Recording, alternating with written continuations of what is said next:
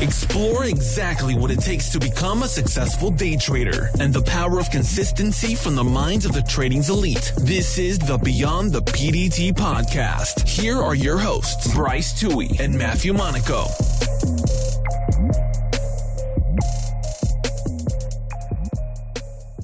Hey, what's up everyone, and thanks for tuning in to the special 10th episode of the Beyond the PDT podcast. I'm one of your hosts, Matthew Monaco, and in this episode we interview Timothy Sykes. Now, if you know anything about penny stocks, you've probably heard the name Timothy Sykes because he's one of the most prominent gurus out there with a ton of free content on YouTube for penny stocks. Now, if you don't know Timothy, he started back in college during the dot-com bubble, eventually opened a hedge fund, and then turned to the trading education business, where he was one of the first educators in this sector. Because of his over 20 years of experience in penny stocks, we focused this interview on one core question, and that was, what makes a student successful versus unsuccessful when they first start out trading stocks? Tim had a lot to say about this question, so with this intro out of the way, let's dive right into the episode with Timothy Sykes. Good to meet you guys. Thanks for having me on. Oh, it's a pleasure. Yeah. Absolutely a pleasure. Yeah. So how was your week? What you been up to? So in social media, I'm still in South Africa, but that was a few days ago. Literally just flew up. Right now I'm in Stockholm. Tomorrow I'm in Norway.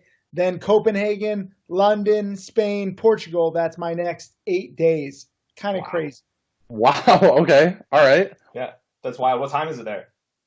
Right now it is midnight or 12:07 a.m.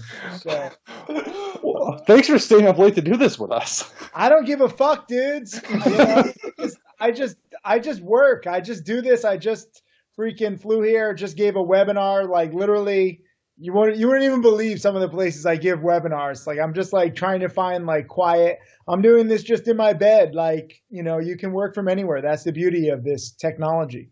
Absolutely. Now, so what are you doing traveling right now? So was in South Africa and Seychelles and flew there from Australia and Tahiti because we're working on this Save the Reef campaign. Yeah. I don't know when this is coming out, but June 13th, we're premiering the Save the Reef documentary, which I've been working on for the past like 6 months. So just trying to get the word out. You know, most people don't think coral reefs apply to them. I can barely fucking put my head underwater. So I'm not like the best like spokesperson, but you know, you don't realize, but actually the majority of the oxygen we breathe comes from underwater. It's not just trees, it's actually underwater trees too, marine life. So it's kind of being depleted, and by 2050 we'll have none left, it's estimated. So we'll probably all have trouble breathing, which sucks. Well, this will definitely be out before June 13th, so this will help get the word out, hopefully.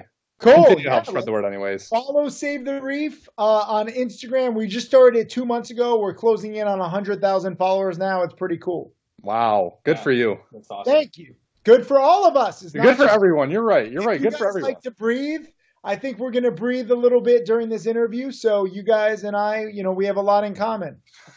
Couldn't agree more.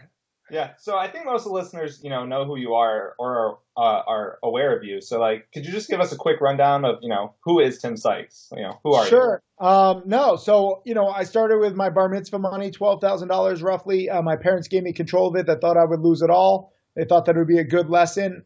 Instead, I got kind of obsessed like I tend to do with certain things. And I made a little over 100,000 senior year of high school, made nearly $1 million freshman year in college. And then I was just addicted. My Jewish genetics took over where I'm just greedy as fuck and I just wanted more. I tried starting a hedge fund in college, but I was dumb as fuck. And I didn't realize that, you know, I can make a few $1 million with my strategy, but it wasn't very scalable. So I got drunk in this TV show called Wall Street Warriors, kind of getting angry that, you know, my hedge fund wasn't doing better. I invested in my best friend's dad's company. It was a print-at-home ticketing company. They invented the technology, but the company went bankrupt. I lost roughly a third of my hedge fund, which contributed to my drinking on the reality show. But because I was drinking, I was more entertaining and outgoing, and it became a hit. Then everyone wanted to learn how to turn a few thousand into a few million, so I got started teaching. Reuters said, failed hedge fund manager tries again on the internet. The New York Post said, party's over for a hedge fund king, even though I only had a few $1 million. in my hedge fund, I was never a king. The press is just stupid sometimes. And, tried to teach people. And now, after teaching now for 10 plus years, I have 5 millionaire students so far. My top student, Tim Grittani, has turned 1,500 into over $8 million. Along the way, I got obsessed with building schools with my charity, the Timothy Sykes Foundation, now called the Karmakawa Foundation, because it's not just about me, it's a community. And we have 52 schools. My goal is to build 1,000 schools, trying to save the rhino, trying to save the coral reefs. Meanwhile, I'm traveling all over the world, been to 120 countries, doing 20 to 30 countries a year, living the life, talking with you guys. Love to hear it. Absolutely love it. Damn, that's awesome. You're everywhere, man.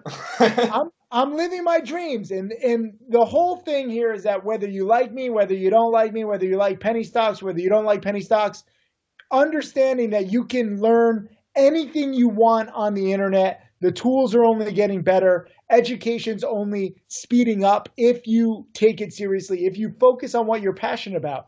Whether I'm into, charity or social media or, trading or teaching, whatever I'm doing, I get obsessed with it. And we now have these tools like at no other time in history where you can really fall in love with something and become a master, and the whole world can see that expertise within a few years, and you can monetize it. And once you monetize what you love, it all feeds into itself. It's a beautiful, cycle. Yeah, for sure. So, you were a really good trader when you first started, but then you moved into teaching. So why have you kind of stuck with the teaching space instead of focusing more on your trading? Yeah, I'm better at trading with a small account. I'm too impatient. I'm too greedy.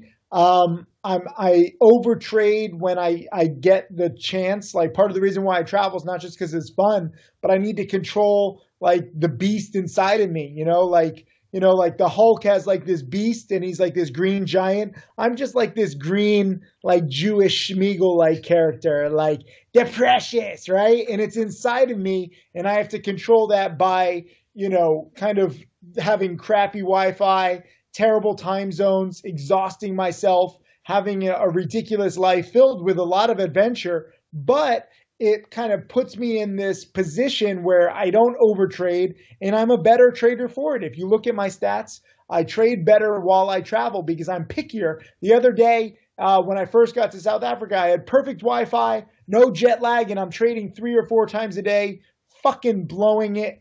So I need to control that. And frankly, I'm better at explaining this stuff. I'm better at growing a small account. And if you're just, good at growing a small account, like, you can't make that much money. So I'm totally open about it. But I can turn a few thousand into like 6 or 7 figures over and over and over again, winning more than I lose and passing that skill down to others. And by passing that skill down to others, I make millions of dollars a year. So it's a weird reality that I'm faced with, but you got to learn what you're good and bad at. And there's so many fakes and newbies and frauds in this business. It's an opportunity for me just to be real. Part of the reason why I'm so blunt, I like trying to like entertain people and make people laugh, but you got to see that I'm real. I'm posting all the details of all my trades. It's not just about how much money I make. It's the process. It's the mindset. And too many people are obsessed with like these screenshots, like, oh, look at my month-end profits. Look at this big trading profit. What was the process? How much did you risk? Can you repeat this over and over again? A lot of people are teaching this short selling of penny stocks. And, frankly, I was one of the first teachers of this short selling penny stocks publicly, but it's not that easy anymore, especially for newbies. So I've gravitated towards dip buying, which is now my favorite pattern. Awesome. Okay. No, and I think that's all important to hear. It's a very short answer, as you can see. I like to just be very compact with my answers. I don't like to talk a lot. No, we love it. Talk as much as you want. It's all great advice. Now, so I got a question for you. I like the teamwork, how you guys are sharing your little earbuds. We're pretty cute together. And you can see we're all nice and close too. Oh, it's good. It's beautiful. You guys are cute. So you were saying that today more than ever before it's easy to learn things because of the internet. It's easy to learn whatever you want to learn. But when you first started, you were kind of one of the original educators of penny stock or how to trade penny stocks. how did you learn? You probably didn't have the same resources as today. I had no resources. I learned the hard way, and that sucked. That's part of the reason why, when I lost 30% plus on my hedge fund, it was a $500,000 loss, but I lost all my credibility. And that was, 7, 8 years into my journey, because I still had not learned position sizing or risk management or, any of the rules that I now teach. So I didn't realize how important the rules that I now teach and practice were until it was too late. And that's the problem with self-education. It just takes too long. I was kind of like walking on water for too long, thinking I knew more than I did, and it took a big loss to snap me out of it. So now I try to be the teacher to other people that I never had and speed up the learning curve. And now it's kind of cool. My last millionaire student became a millionaire quicker than the previous millionaire student. And it's not just about millionaire students. In the past 2 months, I have 5 students who just passed 100,000 in profits. It takes a while to get millions. Some people ask me, like, why do you have so few millionaire students? My average student starts with like $2,000 or $3,000. So it's a process, but the sooner you begin getting that education, the sooner you begin getting a mentor, the quicker you have that knowledge. The sooner you have that knowledge, then you can eventually grow your monetary account. Yeah, 100%. One of our goals of this episode is just, what makes one of your students or just students in general successful versus the ones who, aren't able to make it in this game? Yeah, it comes down to following instructions and studying the past, not trying to make as much money as possible right away, but understanding that the big money is 2, 3, 4, 5, 10 years out. And so, like, what can you do today, this week, this month, this year to position yourself a year, 2 years, 3 years from now? But most people, they just want hot picks. They want all the money right away. They're like, I don't even believe that you're real, so make me $1,000, then I'll take this seriously. And I'm like, it doesn't work like that. So my job has been trying to get people to have the right mindset, not follow anybody's plays, learn the process, learn what patterns and strategies work for you, because we're all different. So some people like short selling, some people like dip buying, and just kind of trying to paint them a realistic picture. When you say you turn a few thousand into a few million, everybody wants that right away. But Tim Grittani, who I mentioned, just passed 8 million in profits. He made nothing his first 9 months, even while studying, even while honing his favorite strategies. And even in, year 2, year 3, year 4, he became a millionaire in year 3, but it was a very active market. It's not that active right now. But he still didn't have all the rules down. So it's about teaching students patience and understanding that this is a marathon and not a sprint. So I can kind of get them on the right track in the beginning rather than them focusing on making the most money. There's a lot of ways to make money very quickly, but it's risky. It teaches you the wrong lessons, and it never leads to lasting wealth, which is what I'm trying to create with my students. Yeah. And so of all your millionaire students, even the 5 that have passed $100,000, do you think patience is like the most important quality that they have to help them? 5 have passed $1 million. Okay. A few have just passed 100,000 in the past month, but patience is good. But you can just be patient forever and you'll never make $1 million.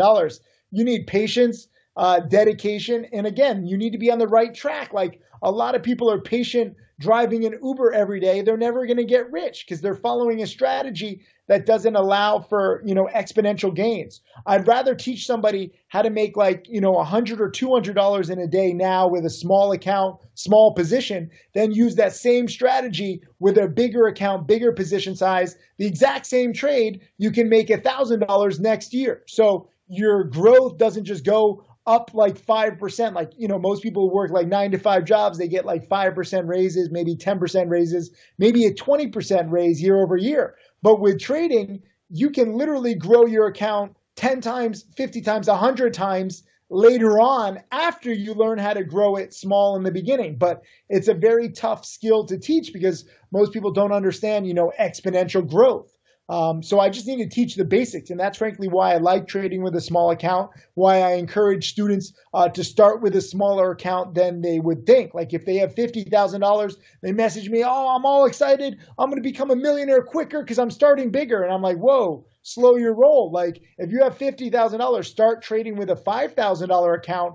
You got to learn to practice. You're probably going to lose in the beginning. Like, if you know the stat, 90% of traders lose.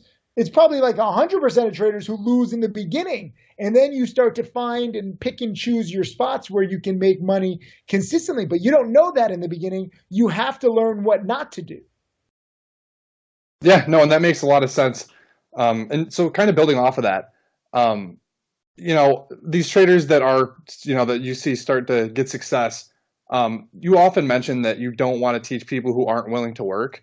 How do you justify, or I guess, how do you determine someone who is willing to work for it? A lot of people in the Midwest. Where are you guys based? New York. Okay. Are you upstate New York or New York City? Upstate. Yeah, Rochester. Good. All right. That's kind of like the Midwest. There's not much to do. You're not wrong. If you were in New York City, I'd be worried about you guys. But no, you need to be willing to work. I mean, you've interviewed some of my top students, like Jackaroo, you see like what they have to do.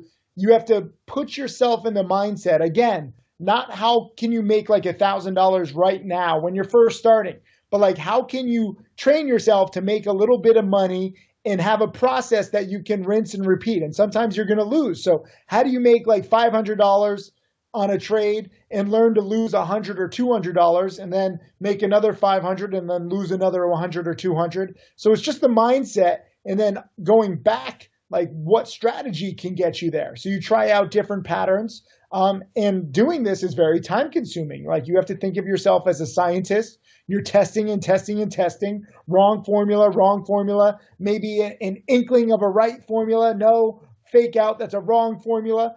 So you have to get used to frustration and failing. But the good news is this isn't rocket science. Like penny stocks aren't very complicated. There's a few key good patterns. You basically have to find what works for you, your time, your schedule, your mindset, your strengths and weaknesses. And then it's like a moving target. It's never an exact science, but once you start getting on the process, it's surprisingly consistent. Like once you find that, like I find a lot of students have that aha moment, but it's just about getting them to that aha moment and then, getting more aha moments. Definitely.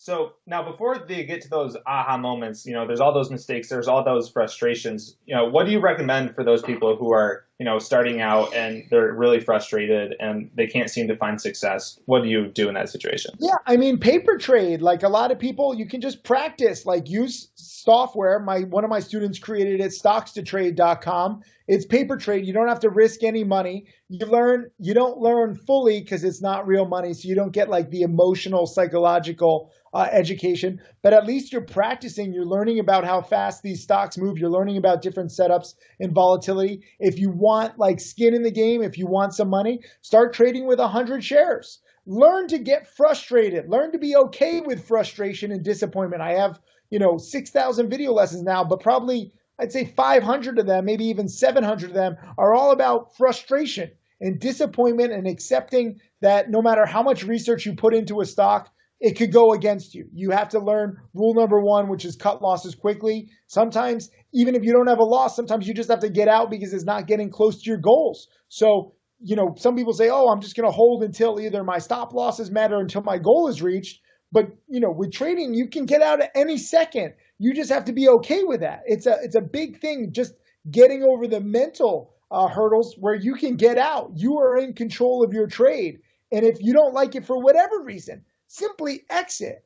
But so many people get emotionally attached to these trades and investments. If they lose, it's like a failure. Some of my best trades are losses because the stock didn't do what I wanted. I stuck to my guns. I stuck to my plan. I cut my losses, and it would have been a disaster or a big loss, 1, 2, 3 days later. So it's tough because it's not a normal 9 to 5. A lot of the best rules are counterintuitive. But once you learn to kind of think opposite and you learn to like control every single trade where like the worst case scenario is a small loss or break even, it's not as scary. Yeah. Do you have any personal examples of that? Some trades where you were just really frustrated and it ended up not working out for you? Any reason? Yeah. I mean, I have thousands of trades that have been like that. I think you learn what not to do over time. Like some people are like, how do you get so disciplined with cutting losses? Like I had so many shitty big losses where like I wanted to give up. I wanted to quit. I'm like, I suck as a trader. And then maybe a few weeks later, a few months later, I would see a perfect play and I would be redeemed. But in the moment, you don't know if there's going to be another play or not. Like, you're just thinking about the pain that you're suffering right now. And so many people like to glaze over that. They're like, no, I don't want to think about that trade anymore. Remember it. Like, think about all your worst trades, all your biggest losses, and learn from it, and learn never to have that feeling again. Sorry, I'm talking a lot. No, all good. So going back to cutting losses quickly, do you think there are times where people cut losses too quickly before they let the trade work for them? Or is that something you'd rather see than them just holding a loser? I mean, it depends where you are in your kind of career. Tim Grittani, he likes to say, like, he cuts losses intelligently now. But he's been trading for nearly a decade. He's had big losses. He's had small losses. He can do that. He has that luxury. When you're first starting, I would rather people cut losses quicker and then miss out on a potential gain just so they can get in the habit of cutting losses. It becomes mechanical. Like, for me, partially, but just because, like, I have so many students and social media followers, like, I don't want to look like a dumbass.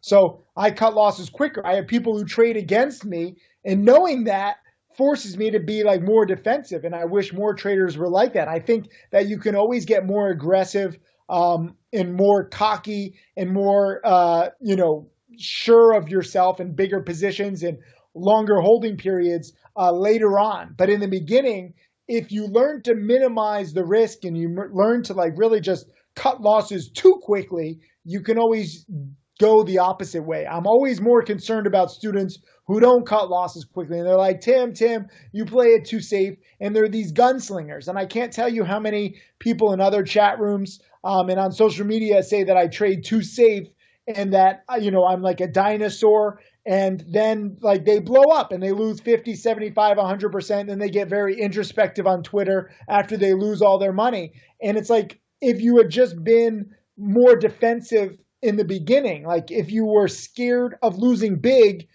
trading wouldn't be as scary. So that's how I think, like, newbies should start, but then get more confident later on if you want. If you have more money to play with, more experience. But in the beginning, the shit flies so quickly. Like, just cut those losses. Don't risk it. Yeah, the new traders just have to stay in the game. They have to trade small enough. Like Roland said a couple times he cuts his losses when he first started at $100, and just cutting those losses so small allowed him to stay in the game and grow that confidence until where he is now. Yeah, you want to stay in the game and put yourself in a healthy spot for when the next great play is. Like, too many people, like, they're still thinking about their last trade. They don't necessarily have the account size they had before if they have a big loss. So your account is damaged, your mentality is damaged, and then a perfect play comes up and you're not prepared financially or mentally. So for me, I want, even if I have a loss, at least my account and my confidence is still at or near its highs. And that way I can partake reasonably well without much emotion on a good play. But if there is a good play and you're screwed up for whatever reason, that sucks, because then you miss a good opportunity. Yeah, and kind of on the other side of this, you preach a lot taking singles rather than being in a home run mindset. So could you just elaborate that? Yeah, I mean, singles add up. I've made nearly $5 million now. My average trading profit is roughly $2,000 per trade. If you look at all of my top students, they're hovering around $1,500 to $2,000 in profits per trade on average. Now, obviously, I've made $100,000 in a day. I've made $200,000 in a day. Tim Grittani has made $100,000 or $200,000 in a day. But on average, it's much smaller. So if you learn to literally just make $1,000 or $2,000 a day, it keeps the real job away, as I like to say, because I'm gay and I play in the hay and I don't know what else to say. So I'm just a sunshine full of ray. I don't know. I mean, it's good to take singles, and then again, you get more aggressive later on. You can always go bigger, and you say, okay, I've had enough of these $100 days. I can aim for $500 days. I've had enough $500 days. God, I sold too soon. The stock doubled after I sold it. Let me be a little more aggressive. You need to learn to kind of look at every single trade as a stepping stone to the future. And every single strategy, every single pattern as like, how can you learn from your current trade and your recent trades to be better prepared for future trades? And you can go up or down. Like, maybe you're aiming for doubles or triples or home runs because you want to be a cocky fucking newbie like too many people are. And you want to ignore 20 years of experience. Why listen to me? What do I know? After all, you can tone it down, right? Like, let's say you're going for big gains and you're not hitting and you're like, whoa. It's just not working out. Let me take smaller positions. You can always go back. The beautiful thing about trading is you can modulate up and down. You should not just be status quo. Let me buy 1,000 shares. Let me aim to make $1,000 every time. Learn from recent trades. Learn from successes. Learn from failures. If you have a lot of big losses, start, cutting losses quicker. If you cut losses too quickly and then you could have made profits, then on your future trades, maybe give it a little more leeway. It's always a sliding scale. No, and I think that's important for new traders to hear especially. And so kind of staying on this topic of, trading emotion, I guess, you always talk about how you trade like a retired trader. Can you kind of go into that for us a little bit? Yeah, this is one of these fucked up counterintuitive rules that I've learned over time where, again, I want to trade all the time. I mean, right now as we're doing this interview, I haven't traded in 2 days. I'm fucking losing my mind. I want to trade, but there's just nothing that gets me excited enough. So I like to think of myself as a retired trader where I have no positions right now. I'm out of the market for all intents and purposes. I'm retired. I will only come out of retirement like one of these, sports stars who announces their retirement and then they come back in because they miss the attention and the money and the fame. I'm only going to come back in when there's a trade that's good enough. And that mindset keeps me on the sidelines when I should be. Obviously, I'm a fucking full-time trader. I'm in, I give trading alerts. I make a watch list daily. I'm looking at the market all the time. People are asking me questions all the time. I'm obviously going to trade again. But by thinking that I'm a retired trader, it gives me more patience rather than too many traders where I see them saying, okay, it's a Monday. What am I going to trade? Give me that like dopamine hit. Give me that action. And they trade for the thrill of it and they take subpar trades. So thinking like a retired trader keeps me patient. Yeah, I mean, personally for me, that's been the hardest thing. It's just, you're looking at the market all day and you want to go out there and make money. And I think it just comes down to like, our society nowadays is you want it now. And you just go out there and, I've struggled with that. Forced trades. Some days there are a lot of plays and like you'll see me in my chat room, I'll say fire at will. Like there's 5 or 10 stocks going up 50 to 100%. You can be more aggressive. Today I didn't see much. Yesterday I didn't see much. So again, you got to learn to modulate. And I would rather students undertrade than overtrade because overtrading, you can get yourself in a very dark spot and it's a difficult place. It's a slippery slope. You make one bad trade. You're like, I'm down 100. Let me try to cover that up with another trade. And then you're down 300. You're like, now I'm down more. Let me cover these 2 bad trades up with another trade. Then you're down 1,000. Then you're like, fuck this. I need to cover this. Like you think like one new trade can cover up mistakes of the past. And then let's say you do make money on a subpar trade and you make $1,000 and you're like, fuck yeah, 3 bad trades. $1,000 trade wiped away all those losses. I can do this.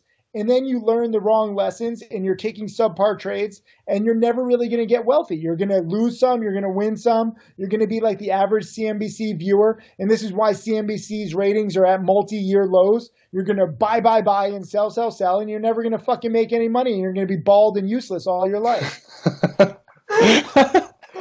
So I think this is a perfect time to bring up the PDT rule as well. Yeah. So yeah, you have a unique perspective on it, from a teacher perspective rather than someone forced trading underneath it. Oh, not the earbuds. No, you can't hear what I'm saying. No, so I used to hate the PDT rule. If you look at some of my early blog posts, like I was like, how dare the government tries to regulate our freedoms, like we should be free.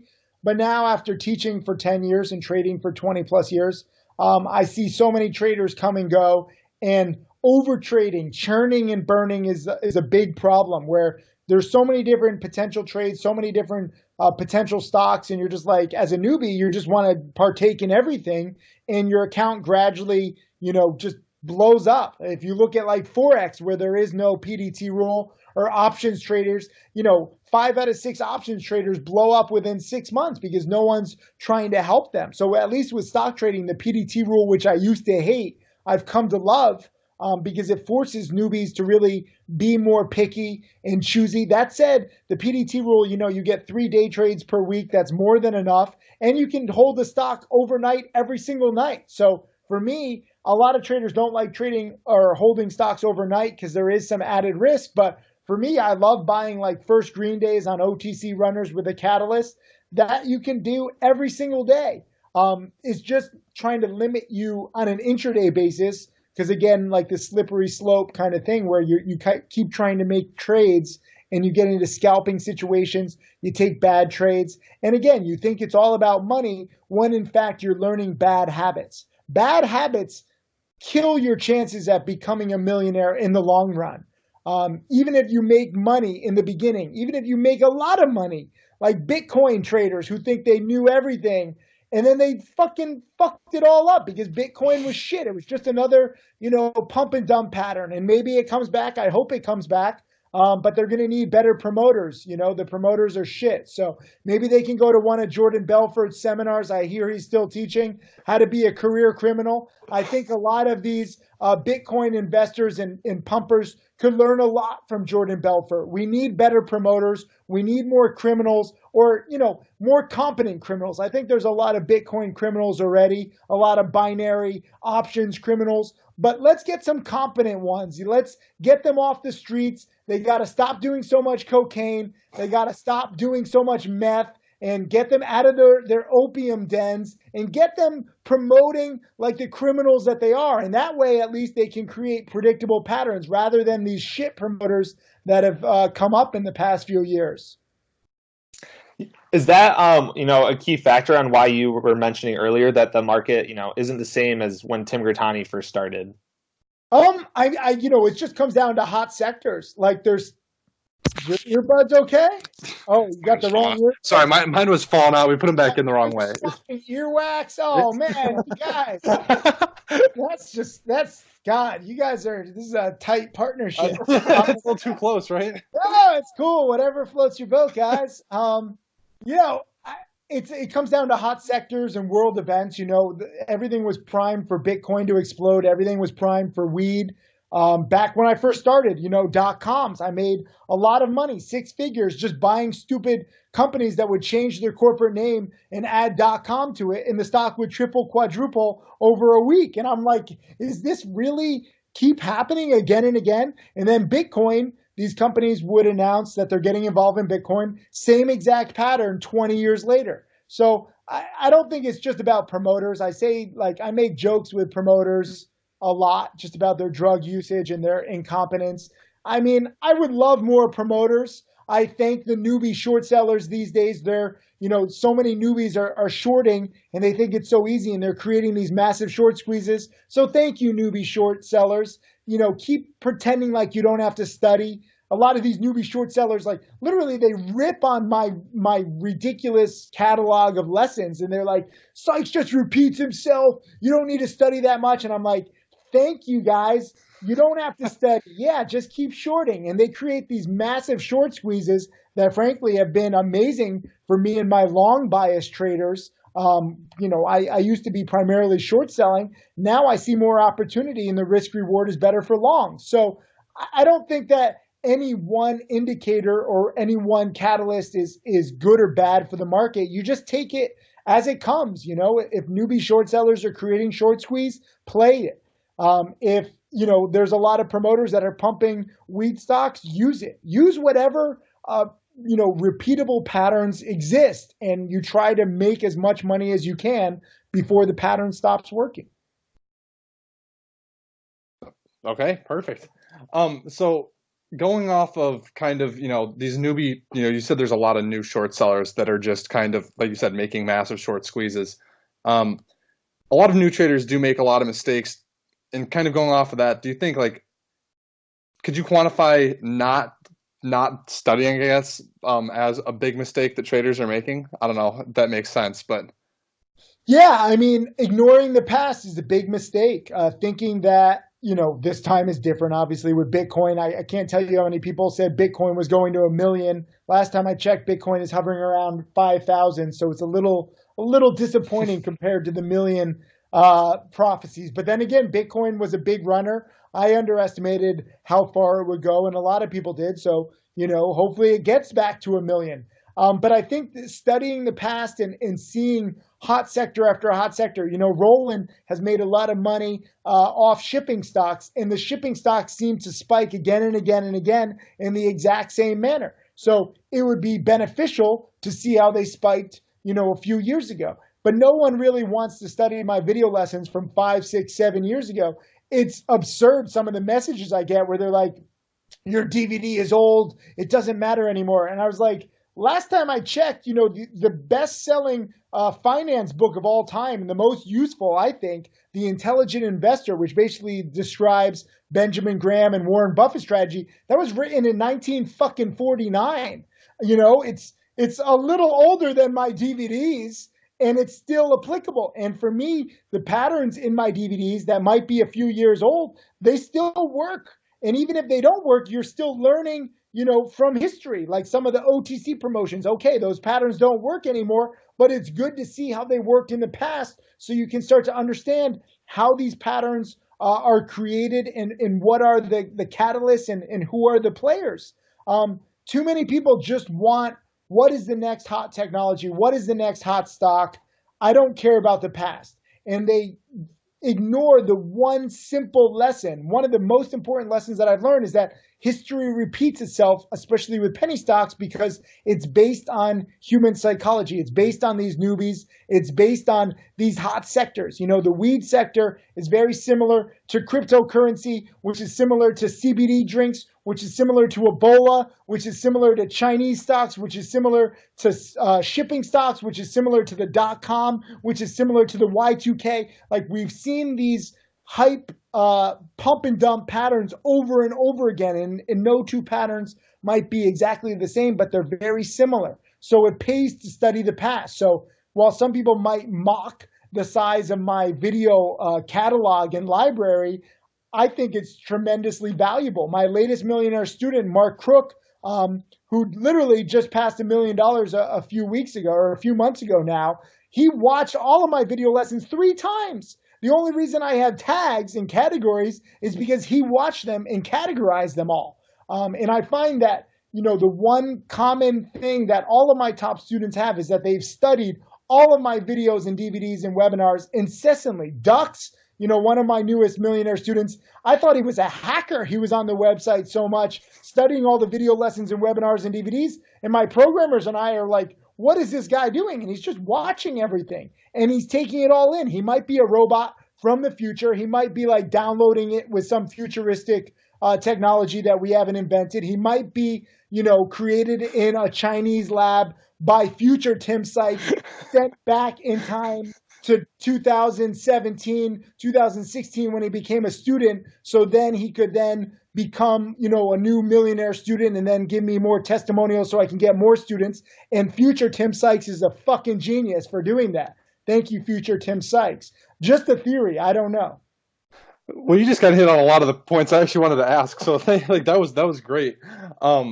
So I guess kind of to, recap that. I'm kidding about hold on one sec. There's an alert going off. Sorry. Alert going off. I was kind of kidding about the Chinese cloning lab time travel thing, but it could happen. Like, if you listen to some of my top students, like, they're repeating my lessons word for word, and it's frankly very helpful for me because I lose my voice. I'm giving webinars, I'm doing video lessons, I'm traveling. So anybody who can help me preach this is very helpful. So theoretically, if I am successful in creating more millionaires in the future, theoretically, I've only gotten richer. Theoretically, cloning will become available, and theoretically, time travel. So it makes sense in my mind. The narrative makes sense. I don't know. Yeah. Now, supposing the listeners are not clones from the future Tim Sykes, what would be like a blueprint? The listeners aren't, but the teachers are. My top students are the clones. You got to follow this. I know it gets confusing. It's like Endgame and Game of Thrones. Like we have all this time travel stuff happening, but it's blue eyes, green eyes, brown eyes. Like it's happening. There's so many references. No. Supposing they're not, your clones from the future, what is like a blueprint for success for them? How would you, if you were just a totally new trader who just got into the market, just discovered your videos on YouTube, say for the first time, what would you recommend, they do going forward? Literally, like, listen to the interview. You guys did the interview with Jack Carew just a few weeks ago, right? Yep. He moved to the fucking Midwest specifically to learn, and now he's done it. So I encourage everyone to move to bumblefuck nowhere, whether it's upstate New York or the Midwest or, just somewhere where you're not distracted. Focus on my video lessons, DVDs, and webinars, and just study them. And it's not just me. Like Tim Grittani has 50 plus webinars for my challenge students. So study them incessantly, study the market incessantly. I know it sounds like a lot of work because it is, but the process of getting rich is not fun. You get to have fun after you're rich. And my top students and I have worked so hard on creating this catalog. Maybe in the future, theoretically, you could download it all and it's like the Matrix and you just learn it in like 2 seconds, but that doesn't exist right now. So you have to put in the time, you got to study the past. You have to see my good trades, my bad trades, my top students' good trades, their bad trades. We share it all so that you can speed up your education and be better prepared for the next hot stock, for the next hot sector. It's all about preparation. I don't think that you can over-prepare. I would rather you guys feel over-prepared, being like, I know this stuff inside and out, like I know it too well. That's fantastic. That way, at least, like, that you put in all the time. Again, this isn't an exact science. There's no way I can ensure, like people ask me, oh, can you guarantee that I'm going to make $1 million? That if I'm going to give you this much time, I want guarantees. And I'm like, this isn't an exact science. I don't know the next hot stock or hot sector. All I can guarantee you is that I teach you everything, and that I guarantee will speed up your education over the other choice of self-education or the other option of no education and just fucking gambling like most traders do. All you can do is study the past. That's all you have. And you have to choose how seriously you want to take that. Okay, now so some of the people that we've interviewed, again, all of them have basically said that you got them started. I think we find it interesting that they all kind of have their own niche in trading. Some of them, a lot of them have been OTC traders, a lot of them short NASDAQs. How do you recommend that new traders find their niche? Does that come through, studying all these DVDs? Testing. Refining. Optimizing. You have to treat yourself in this as a science experiment. You are a scientist. And again, like, I'm very proud to get people started, but I can only show you what patterns work for me, what patterns work for other people, what rules work for us, what rules don't work, and you have to kind of pick and choose. So I encourage everyone to learn from different sources, test out different strategies and different patterns, and find what works best for you. And the frustrating / interesting thing is you might study for 6 months or 9 months and be like, I have my favorite pattern. And you get it. And then you're making $100, $200, maybe $500, maybe $1,000. Then sometimes you're wrong and you lose $50, but you start getting consistent. You're like, I got this. And then a week later or 3 months later or a year later, it stops working. And you're like, fuck, I had just gotten it. But what you have to understand is the stock market is not like Burger King. You can't just choose your Whopper your way. You can't customize this and say, oh, I would like a perfect morning dip buy on a CBD play. Can I get a volume of 3 million shares? Can I get it moving pretty fast? Because I really want to get out and go out and work out after 10 a.m. today. So can we have a morning panic right at the open? Thank you, Mr. Market. You can't customize what you want. You have to accept what the market will give you, and you have to constantly be tinkering. And again, the more that you study the past, the more patterns that you see that have worked in the past, we know that these patterns are going to come around again. So if you've studied, let's say, 3,000 of my video lessons as opposed to 6,000, and you only know dip buying or breakout buying and you don't know short selling, and then an amazing short selling opportunity comes, but you're not prepared. So I hate that feeling of a student being unprepared for a potential pattern. So I would rather, again, students over prepare and watch all of the videos multiple times and waste countless fucking hours over studying than understudying and risk missing out on a potential play. Yeah, 100%. This has been, an incredible conversation. But what's next for you? You guys are asking good questions. You have no idea how grateful I am. Like, I usually get asked the dumbest fucking questions that, from outsiders who, frankly, 99% are just skeptical and like looking at me like with a straight face, but thinking to my face like, this guy is a fucking scam. And they don't realize that what I teach is real. Like, I literally get in Twitter fights like almost every day. And I'm like, which one of my rules do you disagree with? Tell me, is it shorting the first red day on pump and dumps? Is it, buying breakouts on multi-month OTCs with catalyst and big volume? What do you disagree with? What is a scam? And they never respond. I'm hoping one day I have a hater or a troll that is smart enough to actually say, this rule doesn't work. But they don't do it because I have so much proof. So thank you guys for literally just asking good questions. Well, no, and yeah, I think a lot of people just ask the same questions, so you kind of wanted to get a different perspective, and hopefully, again, the point of this is to educate some new traders or maybe people also, you guys seem educated in this niche. Like, by interviewing my top students, you see what works and what doesn't work. Like, some people think I hire these students. First of all, if I hired students as actors, I would pick better fucking speakers, okay? The biggest bunch of fucking introverts and weirdos that I've ever met, and I fucking love them, but, they're just not paid actors. They're not fake testimonials. There are some people in my industry who have fake testimonials, so I get that. They post fake screenshots and all that shit. The beautiful thing is that this stuff is real, and it blows my mind that after yelling about it for 10 plus years publicly and trading for 20 plus years, most people still don't believe me. After all of this time, I have a few hundred dedicated students. So maybe this interview, you guys asking good questions, hopefully I'm providing some decent answers. Maybe we can get some more people actually studying and seeing this stuff. Absolutely. I mean, that's 100% our goal here, just reaching out to as many people as possible. Good. Yeah. So, what's next for you in terms of, your trading personally, maybe your education business? You also mentioned your charity. What are your plans going forward? Yeah. I mean, again, I'm kind of at this rinse and repeat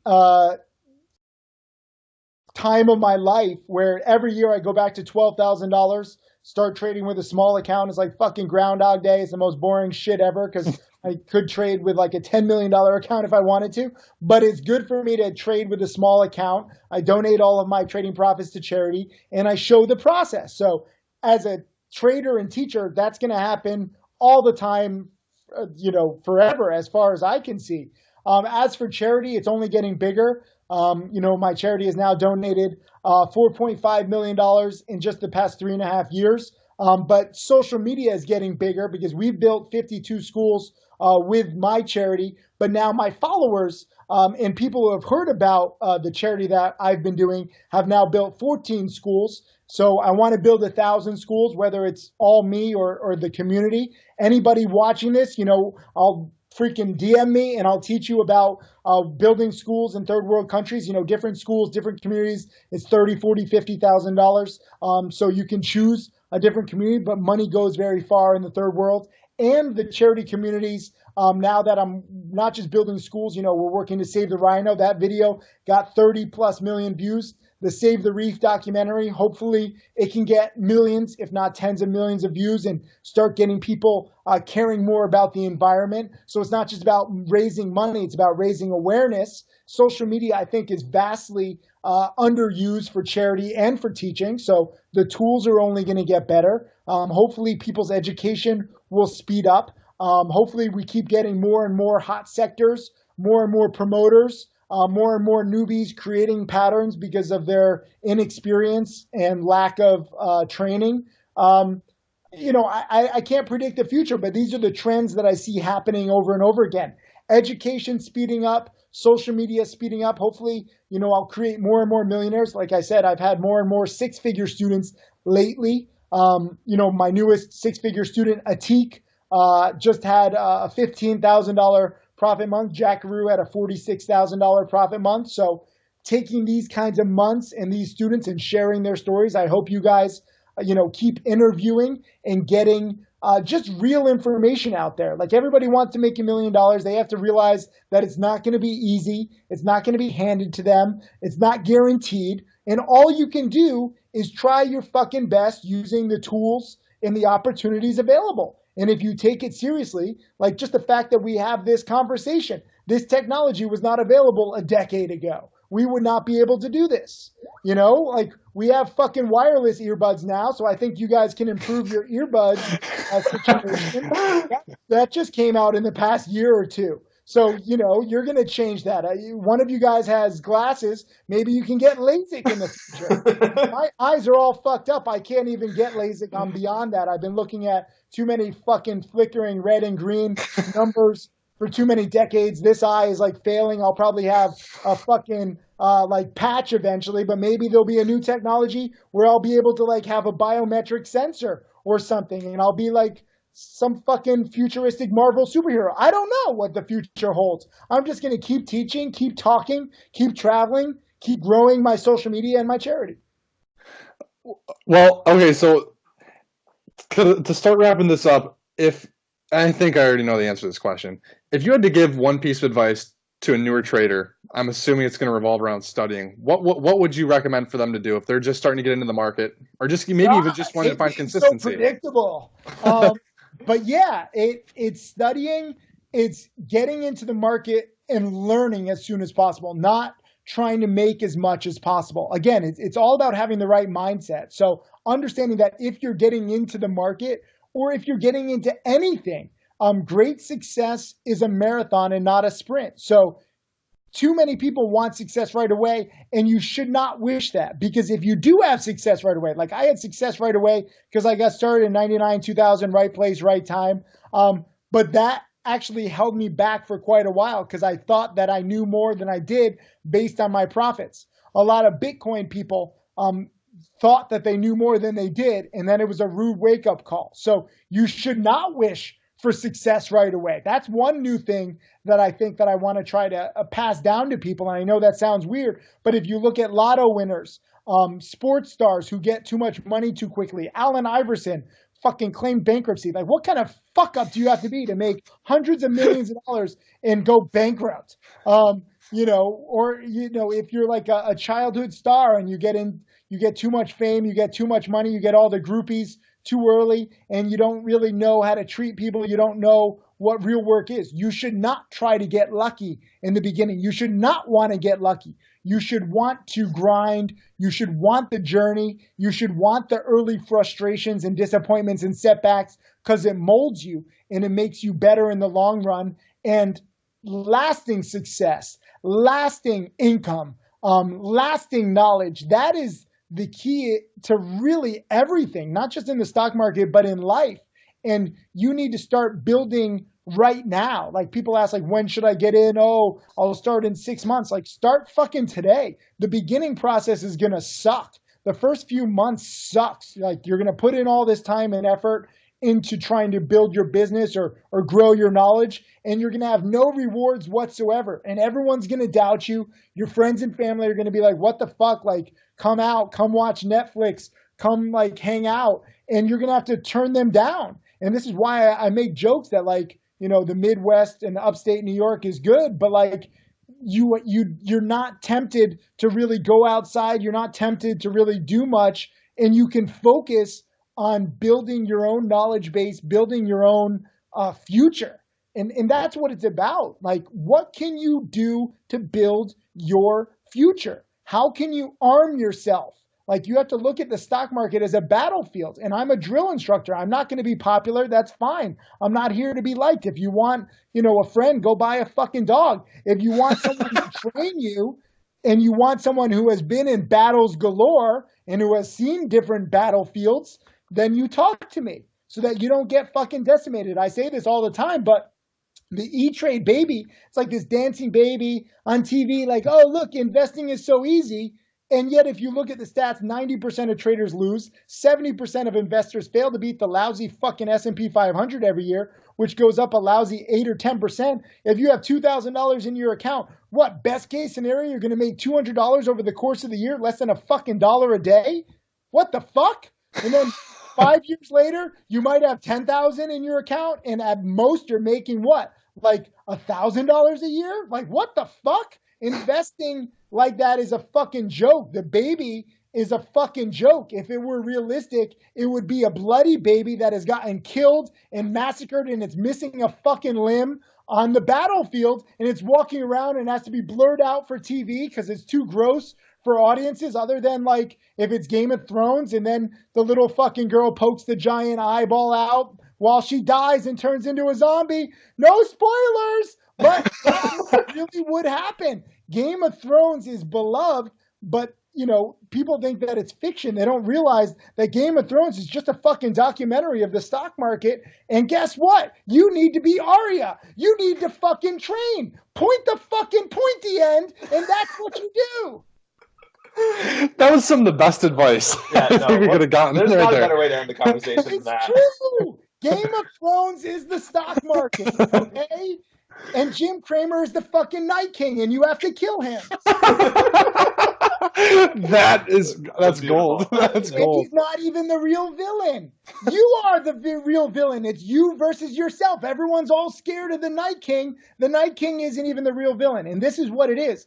The stock market is not any one enemy. It's you controlling your emotions, you controlling your discipline, you figuring out you. You are your own best hope to become a millionaire. You are your own worst enemy that can hold you back from future success. So you have to train yourself to be the hero and not the villain. That's awesome, man. I think that's advice that everyone needs to hear because, like you said, you're your own biggest enemy. It's anything. It's small business. It's life. It's relationships. It's you versus you.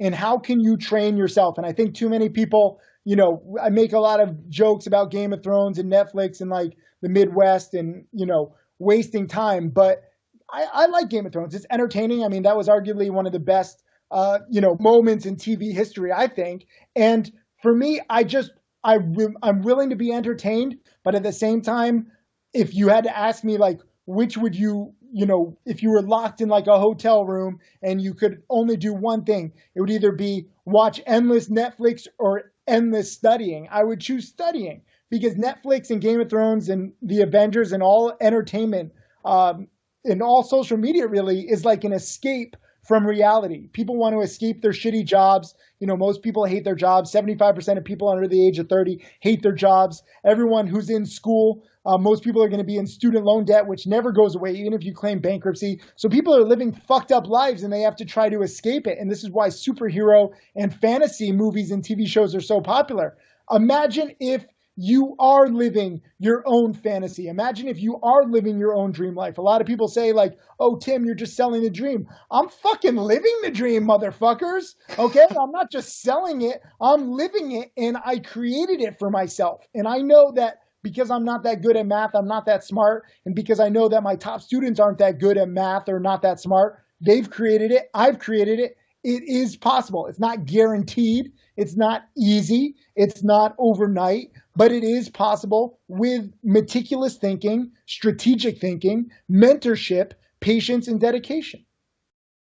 Awesome. Yeah, you nailed every single point, we wanted to get across in this interview, and it's been absolutely incredible conversation. No, thank you. Thank you for having me, and thank you for allowing me to, make these points in a kind of educated way. I don't think I've done an interview where it's been this focused on low price stocks. And I think it's because, again, you guys are taking your education seriously. You're already on the right path. Everybody should get started as young as they can and start learning different angles, whether you're a trader or, a teacher, or, you go on to make, I don't know, a fucking movie about stock trading. There's never been a fucking movie. Reminiscence of a Stock Operator should have its own fucking period piece movie. It's a fantastic story. But no matter what you do in life, or no matter what you do in this niche, you have to learn as much as you can about the niche and about yourself. And you always have to be thinking about what makes you happy. It's not just about how much money you make.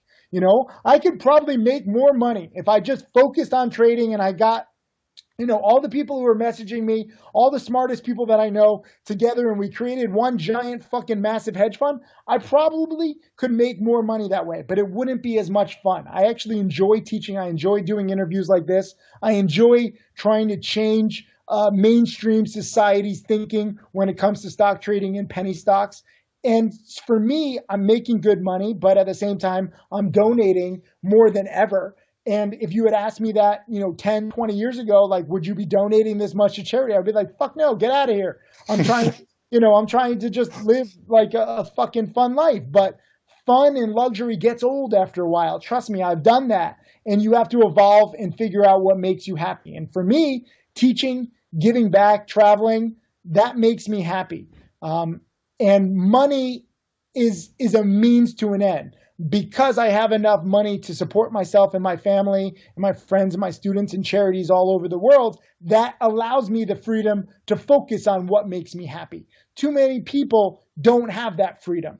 They have to pay their bills. Like, oh, this is all well and good. This is nice, Tim, but I got bills to pay. I got to fucking work as an Uber driver. And that's fine. If you have bills to pay, by all means, take those jobs. But I think no matter what you're doing, no matter what job you have, whether it's a 9-to-5 job or if you're a security guard at night, you still have a few extra hours every single day that you don't utilize for education. And your life will be infinitely changed if you focus more on education and your passion in those extra hours. So everything I do is trying to get people, yes, to study, but to utilize your time here on earth. We have a limited time and you got to maximize it. And in the beginning, whether you're 4 years old, 10 years old, 20 years old, the sooner you begin focusing on bettering yourself and growing this brain and, really focusing on what you love, the better life you'll have in the long run. Because education, again, it's not fun. It is time consuming,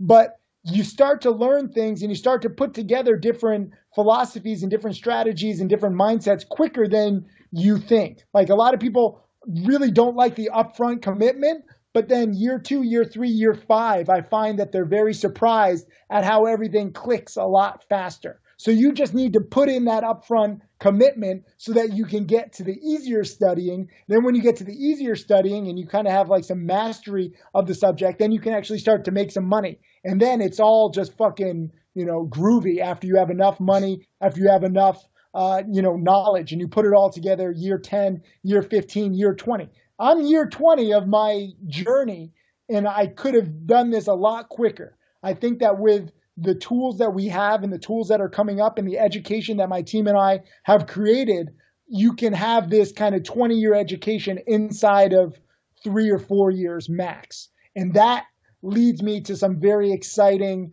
and leads everybody to some very exciting potential consequences of such a sped up education. It took me 20 years to get here. I think people can get here much sooner. And then I don't know where my education goes in the future, and I don't know where people's education goes. I'm just focused on like compressing the initial tough stuff. That's it. That's beautiful. We'd love to hear it. Definitely going to be our best episode yet. So we had so much fun talking to you. We learned a lot, and I think our listeners are going to learn a lot too. Cool. I love these 1 a.m. talks. It's good shit. Thank you so much for staying up late with us. I'm gonna DM for a little bit, but I'll probably go to bed. I'm also jet lagged. I don't always work till 1 a.m., so this is a little different. Well, no, yeah. Again, thank you so much. And Matt, I don't know if you've got anything else, but no, I think we hit everything we were looking to talk about. Awesome, guys. Well, thank you again. Post this whole video. Post the audio wherever you want. Send me the links, and we'll get this shit going. I think people need to hear this. Absolutely. This is next week? What, next Wednesday, right? Yeah, next Wednesday we're going to release it. Beautiful. Thanks, guys. Have a good night or Thanks. afternoon, wherever the fuck you are. You too, Tim. Take it easy. Cheers, guys. Hey guys, it's Matthew again, and I hope you enjoyed this episode with Timothy Sykes. If you have any recommendations, concerns, or questions for us, check us out at beyondthepdt.com. And if you're enjoying our content, we would really appreciate if you hit that subscribe button right underneath this video. Beyond the PDT now has 10 episodes recorded, and we're excited to keep this train rolling. So make sure you stay tuned for every Wednesday when we release our next episode. Until our next episode, good luck with your trading.